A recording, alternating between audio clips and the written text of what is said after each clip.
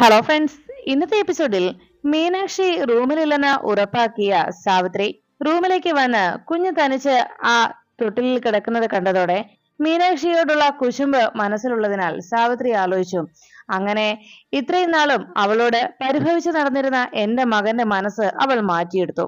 ഇപ്പോ അവളുടെ സാരിത്തുമ്പിലുള്ളവനാക്കി മാറ്റിക്കൊണ്ടിരിക്കുകയാണ് അവള്.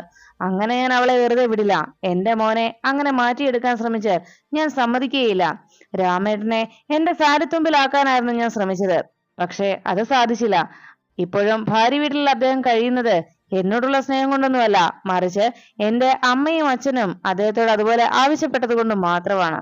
എന്നാ എന്റെ മോനെയെങ്കിലും ഞാൻ ആഗ്രഹിച്ച പോലെ നിർത്തണം.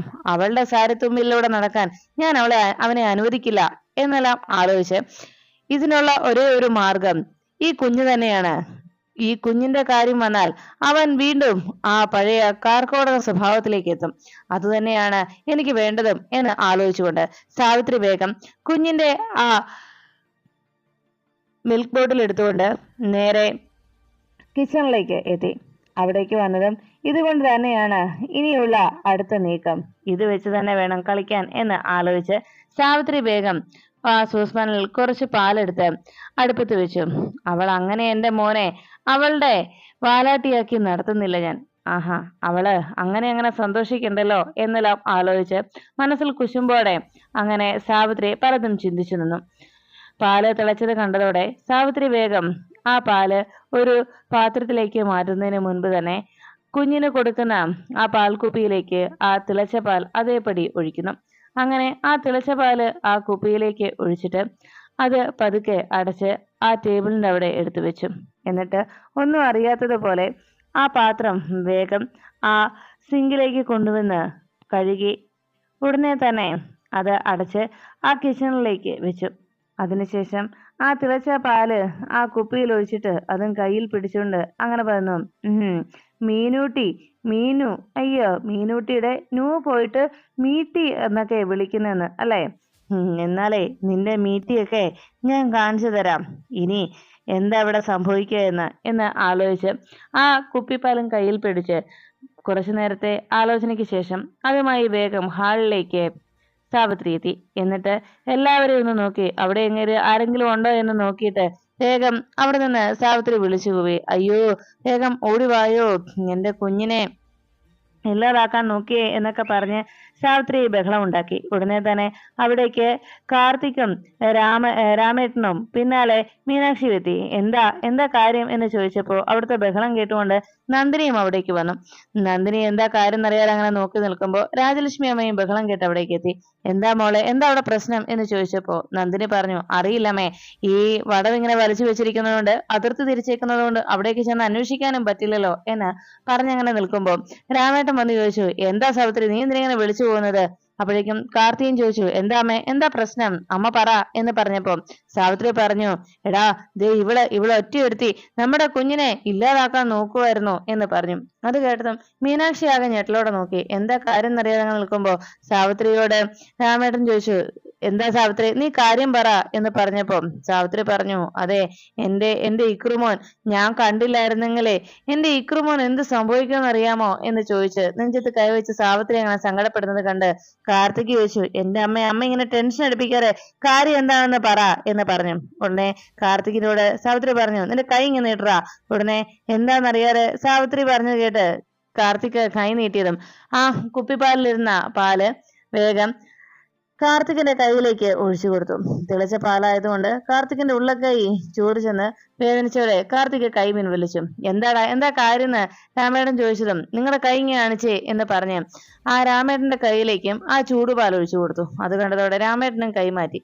ഉടനെ ഇതെന്താ ഇത്രയും ചൂട് പാല് എന്ന് ചോദിച്ചപ്പോ സാവിത്രി പറഞ്ഞു, ഇതുപോലുള്ള പാലാണ് ഇവിടെ നമ്മുടെ കുഞ്ഞിന് കൊടുക്കാനായി പോയത്. അതെ, റോസാപ്പൂ പോലെ ആ റോസാപ്പൂവിന്റെ ഇതള് പോലെയുള്ള നമ്മുടെ പിഞ്ചു കുഞ്ഞിന്റെ ആ തൊണ്ടയിലേക്ക് ഈ തിളച്ച പാലങ്ങ് എത്തിക്കഴിഞ്ഞാ എന്ത് സംഭവിക്കുക? എന്റെ കുഞ്ഞിന്റെ നാക്കും തൊണ്ടയുമെല്ലാം അങ്ങ് പൊള്ളി ഏതൊരവസ്ഥയിലാകും എനിക്ക് ഓർക്കാൻ കൂടി വയ്യ. നമ്മുടെ കുഞ്ഞിനെ അങ്ങ് ഇല്ലാതാക്കില്ലേ? ഇവക്ക് മൈഥിലിയോടുള്ള ദേഷ്യം ഇവളാ കുഞ്ഞിനോട് കാട്ടുകയാണ് എന്ന് പറഞ്ഞ് ഞാൻ കണ്ടില്ലായിരുന്നെങ്കിൽ എന്ത് സംഭവിച്ചേനെ എന്നൊക്കെ സാവിത്രി പറയുന്നു. ഇത് ഇത് കേട്ടതും കാർത്തിക് ദേഷ്യത്തോടെ ചോദിച്ചു, എന്താടി നിന്റെ ഭാവം? നീ എന്തായി കാണിക്കുന്നത്? എന്റെ കുഞ്ഞിന് ഈ തിളച്ച പാലാണ് ഇന്ന് കൊടുക്കുന്നത് എന്ന് പറഞ്ഞപ്പോ മീനാക്ഷി പറഞ്ഞു, അയ്യോ ACP, അല്ല, ഞാൻ തിളപ്പിച്ച പാല് നന്നായി ആറിച്ച് തന്നെയാ കുഞ്ഞിന് കുടിക്കാൻ കൊടുക്കാറുള്ളത് എന്ന് പറഞ്ഞപ്പോ കാർത്തിക് ദേഷ്യപ്പെട്ടു. മിണ്ടരുത് നീ എന്ന് പറഞ്ഞ് ദേഷ്യത്തോടെ കാർത്തിക് മീനാക്ഷിയുടെ നേരെ തിരിഞ്ഞു. കൈ കാണിക്കരുത് നിന്റെ എന്ന് പറഞ്ഞപ്പോ മീനാക്ഷി അങ്ങനെ മാറി നിൽക്കുന്ന സമയത്ത് സാവിത്രി മീനാക്ഷിയെ ബലമായി പിടിച്ച് കാർത്തികിന് നേരെ മീനാക്ഷിയുടെ കൈ നീട്ടിക്കുന്നു. ആ സമയത്ത് കാർത്തിക് മീനാക്ഷിയുടെ കൈയിലേക്ക് ആ തിളച്ച പാല് ഒഴിച്ചു കൊടുത്തു. കാർത്തിക് അത് ചെയ്തതും കാർത്തിക് ചൂട് കാരണം കൈ പതുക്കെ മീനാക്ഷി പിൻവലിച്ചു. ഇത് കണ്ടതോടെ സാവിത്രിക്ക് വലിയ സന്തോഷമായി. ഈ ദേഷ്യത്തിൽ ഇവൻ വേണമെങ്കിൽ ഈ തിളച്ച പാല് ഇവളുടെ തലയിൽ വേണേ കോരി ഒഴിക്കും എന്നൊക്കെ മനസ്സിലങ്ങനെ ചിന്തിച്ച് സാവിത്രി അങ്ങനെ നിന്നു. ഇവക്കിട്ട് വേണമെങ്കിൽ 2 തല്ല് ഉപ്പ് കൊടുക്കും എന്നൊക്കെ സന്തോഷത്തോടെ അതെല്ലാം മുഖിച്ചങ്ങനെ നിൽക്കുമ്പോൾ സാവിത്രി പറഞ്ഞു, സത്യമായിട്ടും ഞാൻ എൻ്റെ കുഞ്ഞിനെ ഇന്നേ വരെ ഇതുപോലെ ചൂടുള്ള പാല് കൊടുത്തിട്ടില്ല. ആ കുഞ്ഞിന്റെ അമ്മ ആ കുഞ്ഞിനെ നോക്കുന്നതിനേക്കാൾ കാര്യമായിട്ടാ ഞാൻ നോക്കുന്നത് എന്ന് മീനാക്ഷി പറയുമ്പോൾ പെട്ടെന്ന് രാമേട്ടനും ആകെ സംശയമായി. ഒരു കാരണവശാലും മീനാക്ഷി അങ്ങനെ ചെയ്യില്ല. അങ്ങനെ ഒരിക്കലും മീനാക്ഷി ചെയ്യുകയുമില്ല, അതെനിക്ക് ഉറപ്പാണ്.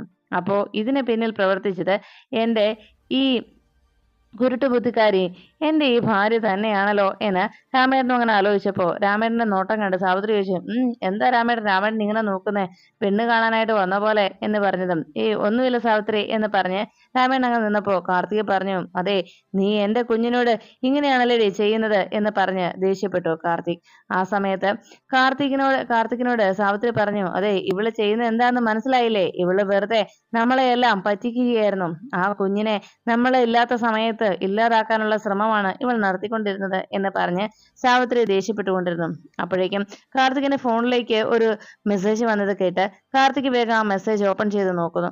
ഈ സമയത്ത് സാവിത്രി കാർത്തികിനോട് പറഞ്ഞു, മോനെ, ഇവക്ക് തക്കതായ ശിക്ഷ കൊടുക്ക്, ഇവളുടെ മുഖം അടിച്ച് പരത്തണം എന്നൊക്കെ പറഞ്ഞ് സാവിത്രി അങ്ങനെ നിൽക്കുമ്പോ കാർത്തിക് പറഞ്ഞു, മീനാക്ഷി, നിനക്ക് ഞാൻ തരുന്നുണ്ട് നീ ചെയ്തതിനുള്ള ശിക്ഷ, ഇങ്ങോട്ട് പാടി എന്ന് പറഞ്ഞ് മീനാക്ഷിയുടെ അരികിലേക്ക് വരാനായി പറഞ്ഞു. മീനാക്ഷി ആകെ ഭയത്തോടെ കാർത്തികിന്റെ അരികിലേക്ക് ചെന്നു. സാവിത്രി വലിയ സന്തോഷത്തോടെ ഈ നിമിഷം തന്നെ കാർത്തിക് മീനാക്ഷിയുടെ കർണത്തടിക്കുമെന്നുള്ള പ്രതീക്ഷയിൽ സാവിത്രി വലിയ സന്തോഷത്തോടെ അങ്ങനെ നോക്കി നിൽക്കുമ്പോൾ ഭയന്ന് വിറച്ച് മീനാക്ഷി കാർത്തികിന്റെ മുന്നിലേക്ക് അങ്ങ് ചെന്നതും രാമേട്ടനും എന്താ സംഭവിക്കുന്നറിയാൻ ആശങ്കയോടെ നോക്കി. രാജലക്ഷ്മി അമ്മയും നന്ദിനി അമ്മയും അതെല്ലാം നോക്കി മീനാക്ഷി എന്താ കാർത്തി ചെയ്യുന്നുള്ള ആശങ്കയോടെ അങ്ങനെ ഭയന്ന് അവര് നോക്കി നിൽക്കുമ്പോൾ കാർത്തികിന്റെ മുന്നിലേക്ക് വന്ന മീനാക്ഷിയുടെ മുഖത്തേക്ക് നോക്കി പെട്ടെന്ന് കാർത്തികിന്റെ മുഖത്ത് ഒരു പുഞ്ചിരി വന്നു. കാർത്തിക് മീനാക്ഷിയെ നോക്കി ചിരിയോടെ പറഞ്ഞു, ദാ തിളപ്പിച്ചാറിയ പാലെടുത്ത് കുഞ്ഞിന് കൊണ്ടേ കൊടുക്ക് എന്ന് പറഞ്ഞ് ആ പാലും കുപ്പി കാർത്തിക് മീനാക്ഷിയുടെ നേരെ നീട്ടി.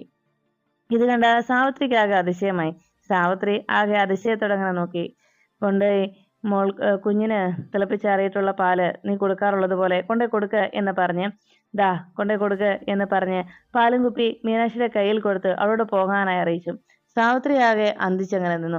താനിപ്പോ വലിയൊരു അടി പ്രതീക്ഷിച്ച് കാർത്തിക് മീനാക്ഷിയുടെ കർണം അടിച്ച് പുകയ്ക്കുന്നുള്ള പ്രതീക്ഷയിൽ അങ്ങനെ കാത്തു നിന്ന സാവിത്രിയുടെ പ്രതീക്ഷകളെയൊക്കെ അസ്ഥാനത്താക്കി വളരെ സ്നേഹത്തോടെ കാർത്തിക് ആ പാലും കുപ്പി മീനാക്ഷിയുടെ കയ്യിൽ കൊടുത്ത് അവിടുന്ന് പോയിക്കോളാൻ അറിയിച്ചു. രാമേട്ടനും ഇതെന്താ സംഭവിച്ചെന്നറിയാൻ നിൽക്കുമ്പോൾ സാവിത്രി ചോദിച്ചു, ഇവൾ ഇത്രയും വലിയൊരു കാര്യം ചെയ്തിട്ട് നീ എന്തൊരു പെൺകോന്നനാടാ നീ എന്നിട്ട് എന്താടാ അവളെ ശിക്ഷിക്കാതിരിക്കുന്നത്? തെറ്റ് ചെയ്ത ആരാണെങ്കിലും അവർക്ക് തക്കതായ ശിക്ഷ കൊടുക്കണം എന്ന് പറഞ്ഞപ്പോ ഉടനെ കാർത്തിക് ചോദിച്ചു, അങ്ങനെയാണെങ്കിൽ ആ ശിക്ഷ ആർക്കാണ് വേണ്ടത് എന്ന് വീണ്ടും സാവിത്രിയോട് കാർത്തിക് അന്വേഷിച്ചു. ഉടനെ കാർത്തിക് തന്റെ മൊബൈൽ ഫോണിലെ ആ വീഡിയോ വേഗം സാവിത്രിയെയും രാമേട്ടനെയും കാണിച്ചു. ദാ നോക്ക്, അച്ഛനും നോക്ക് എന്ന് പറഞ്ഞ് ആ വീഡിയോ രാമേട്ടന്റെ മുന്നിലേക്കായി കാർത്തിക് കാണിച്ചു.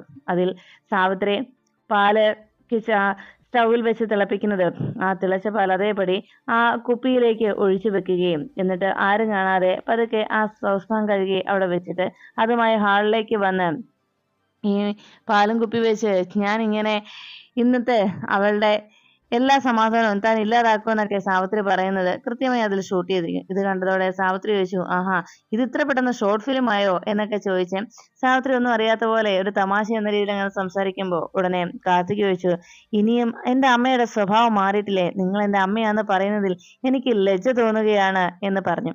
ഇനിയും ഈ പോരും കുശുമ്പൊന്നും തീരാറായില്ലല്ലേ എന്ന് കാർത്തിക് ദേഷ്യപ്പെട്ട് ചോദിക്കുമ്പോൾ രാമേട്ടൻ ചോദിച്ചു, അല്ല, ഈ വീഡിയോ ആരാ കാർത്തിക് അയച്ചു തന്നത് എന്ന് ചോദിച്ചപ്പോ ഉടനെ കാർത്തിക് പറഞ്ഞു, ദേവമ്മയാ എനിക്ക് അയച്ചു തന്നത്.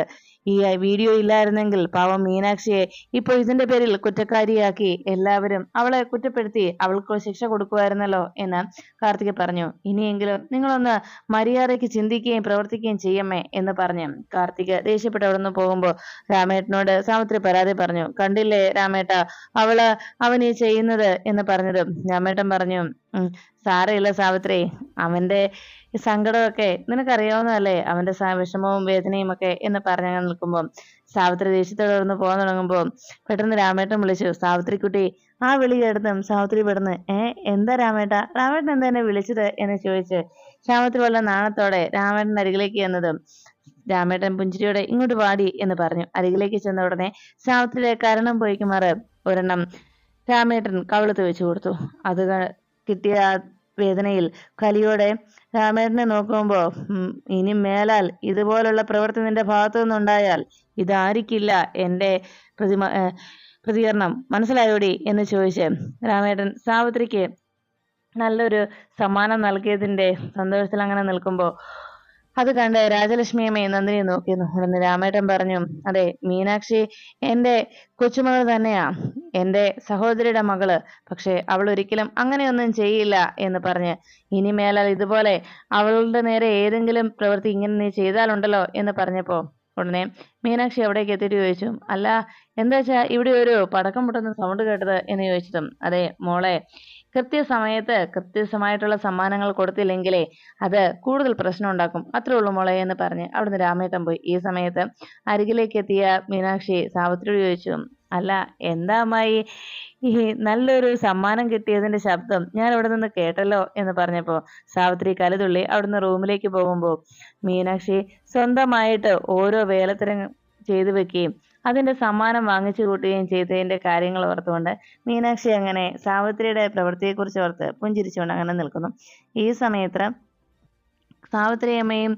സാവിത്രി എങ്ങനെയെങ്കിലും മീനാക്ഷിയെ കാർത്തികിന്റെ ജീവിതത്തിൽ നിന്ന് ഒഴിവാക്കണമെന്നും കാർത്തിക് ഒരു കാരണവശാലും മീനാക്ഷിയെ സ്നേഹിച്ചു തുടങ്ങരുത് എന്നുള്ള ചിന്തയോടെ എത്രയും പെട്ടെന്ന് അവരുടെ തമ്മിലുള്ള ഈ സ്നേഹബന്ധം, അവർക്കിടയിൽ അവർ പോലും അറിയാതെ ഉണ്ടാകുന്ന ആ സ്നേഹം അതില്ലാതാക്കാനുള്ള പോംവഴി എന്തെന്ന് വീണ്ടും റൂമിലെത്തി സാവിത്രി ഇങ്ങനെ ആലോചിച്ചിരുന്നു.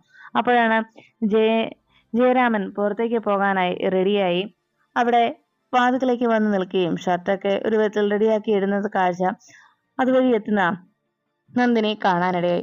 ഉടനെ തന്നെ നന്ദിനി അവിടേക്ക് എത്തി ജയരാമനെ വിളിച്ചു, ചേട്ടൻ എവിടേക്കായി പോകുന്നത്? ഉടനെ ജയൻ പറഞ്ഞു, ഞാനേ പുറത്തു വരെ ഒന്ന് പോവാ, എനിക്ക് കുറച്ച് സാധനങ്ങൾ മേടിക്കണമായിരുന്നു എന്ന് പറഞ്ഞതും നന്ദിനി ചോദിച്ചു, കൈ വയ്യാതിരിക്കല്ലേ ചേട്ടൻ എന്തിനാ ഇപ്പൊ പോകുന്നത്? ആ സാധനം ഞാൻ മേടിച്ചു തരാമല്ലോ എന്ന് പറഞ്ഞതും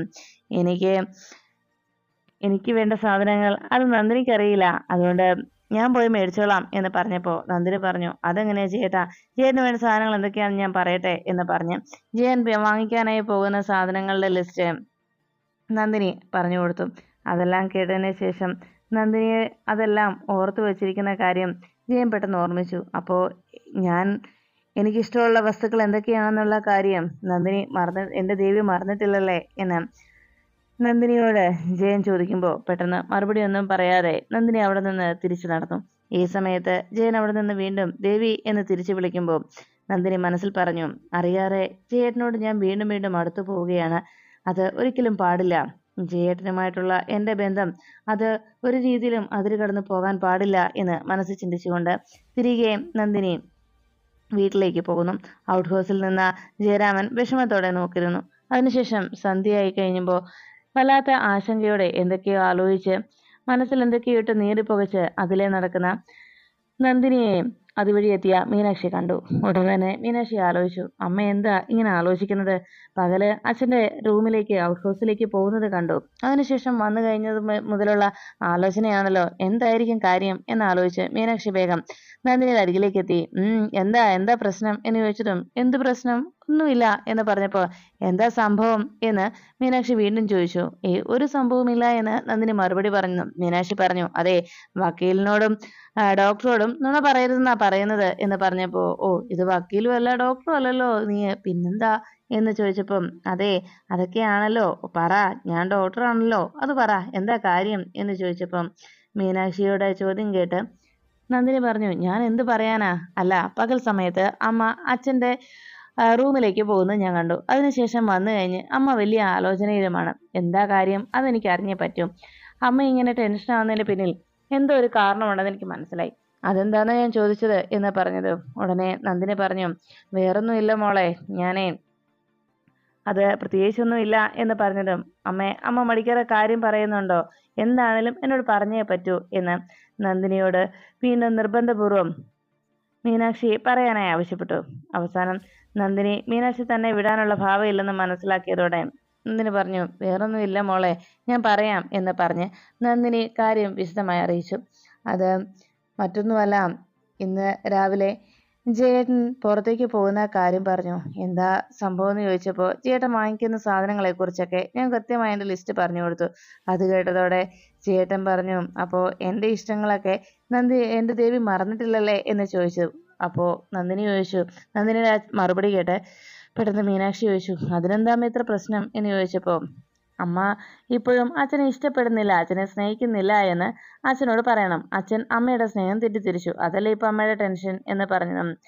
ജേട്ടനോട് എനിക്കിപ്പോഴും സ്നേഹമുണ്ട് എന്ന് നന്ദിനി പറഞ്ഞതും ഉടനെ മീനാക്ഷി ചോദിച്ചു എന്നാ പിന്നെ സാധാരണ കാമുകന്മാര് കാണിക്കുന്ന പോലെ ഈ കാമുകനും കാമുകിക്കും അങ്ങ് എല്ലാവരുടെയും തീരുമാനമൊന്നും കേൾക്കാൻ നിൽക്കാതെ അങ്ങ് ഒളിച്ചോടി പോയി കല്യാണം കഴിച്ചാൽ പോരെ എന്ന് ചോദിച്ചതും മതി മതി നിന്റെ കളിയാക്കല്, ഞാനേ പറഞ്ഞു വന്നത് ആ പഴയ എൻ്റെ ഭർത്താവിനോടുള്ള സ്നേഹമല്ല എൻ്റെ മനസ്സിൽ ഇപ്പോൾ ജേട്ടനോടുള്ളത്, ആ ഒരു സ്നേഹം എൻ്റെ മനസ്സിലുണ്ടെന്ന് ജേട്ടൻ തെറ്റിദ്ധരിക്കുന്നുണ്ട്, അതാ ഞാൻ പറഞ്ഞത് എന്ന് നന്ദിനി പറഞ്ഞപ്പോ മീനാക്ഷി പറഞ്ഞു ഓ അത് ശരി, അപ്പോ എൻ്റെ അച്ഛൻ ആ പഴയ തൻ്റെ ഭാര്യയാണ് ദേവി എന്നുള്ള ചിന്തയിൽ അമ്മയോട് സംസാരിക്കുകയും പെരുമാറുകയും ചെയ്യുന്നത്. അമ്മ അങ്ങനെ അച്ഛനോട് ഭർത്താവ് എന്നുള്ള രീതിയിലാണ് അച്ഛനെ എപ്പോഴും അമ്മ കാണുന്നത് എന്നുള്ള അച്ഛന്റെ തെറ്റിദ്ധാരണ അത് മാറ്റണം, അതല്ലേ ഇപ്പൊ അമ്മ പറഞ്ഞു വന്നത് എന്ന് ചോദിച്ചതും അതെ അത് തന്നെയാണ് എന്ന് നന്ദിനി മീനാക്ഷിയോട് പറഞ്ഞു.